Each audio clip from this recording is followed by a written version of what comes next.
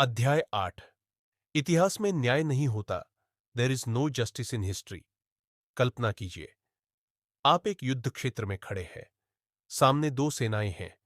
एक राजा अश्वारोहियों के साथ खड़ी है, दूसरी अपने विशालकाय हाथियों के साथ। युद्ध शुरू होता है। तलवारें टकराती हैं, बाण आकाश में छूटते हैं। कुछ घंटे बाद एक सेना जीत जाती है। विजेता राजा की जय जयकार होती है। अब सोचिए, इतिहास किसके पक्ष में लिखा जाएगा?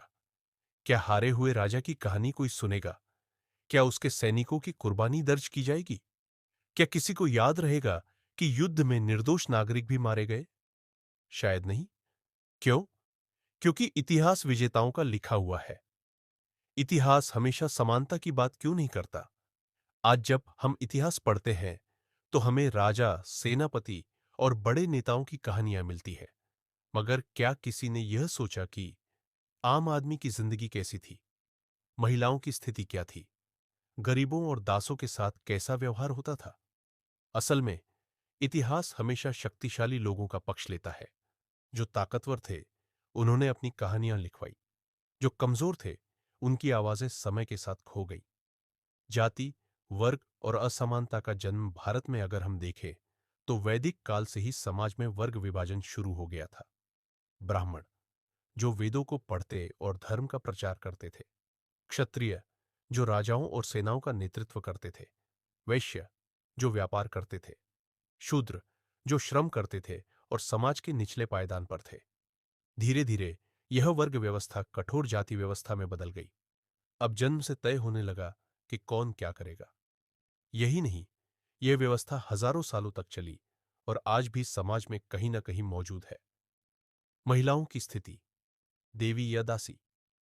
इतिहास में हम सुनते हैं कि भारत में महिलाओं को देवी माना जाता था। मगर सच्चाई यह है कि उन्हें हमेशा पुरुषों के अधीन रखा गया। वैदिक काल में महिलाएं ज्ञान प्राप्त कर सकती थीं, मगर बाद में उन्हें शिक्षा से दूर कर दिया गया। राजा अपनी सत्ता मजबूत करने के लिए राजनीतिक विवाह करने लगे।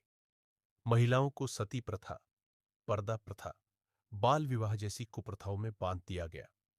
इतिहास हमें यह नहीं बताता कि कितनी महिलाओं ने अपने अधिकारों के लिए संघर्ष किया।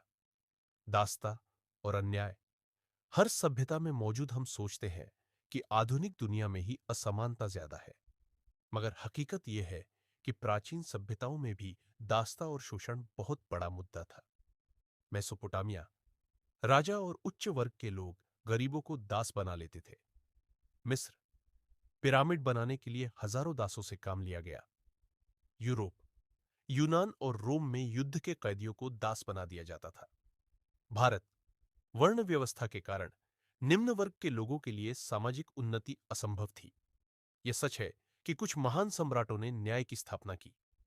अशोक ने अहिंसा का प्रचार किया, अकबर ने धार्मिक सहिष्णुता बढ़ाई, मगर फिर भी समाज पूरी तरह समानता नहीं ला सका। क्या अन्याय का कोई अंत है? अगर इतिहास में न्याय होता तो सभी को समान अधिकार मिलते। हर कोई अपने भाग्य का निर्माता होता। कोई भी गरीब या अमीर में न बटा होता।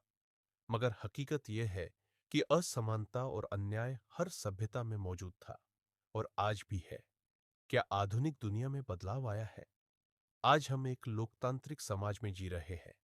हर इंसान को समान अधिकार प्राप्त है, कम से कम कानूनी रूप से। लेकिन क्या वास्तव में ऐसा है? क्या अमीर और गरीब के लिए कानून समान है? क्या महिलाओं को पुरुषों के बराबर अवसर मिलते हैं? क्या जाति, धर्म, नस्ल का भेदभाव खत्म हो गया है? इतिहास में न्याय नहीं था और शायद भविष्य में भी पूरी तरह संभव नहीं होगा। मगर फर्क सिर्फ इतना है कि आज हम इस असमानता के खिलाफ आवाज उठा सकते हैं। अगला अध्याय, पहली महान एकजुटता। अब हम जानेंगे कि कैसे धर्म, व्यापार और साम्राज्य ने इंसानों को पहली बार एकजुट करना शुरू किया। कैसे अलग अलग संस्कृतियों के लोग एक ही कहानी पर विश्वास करने लगे।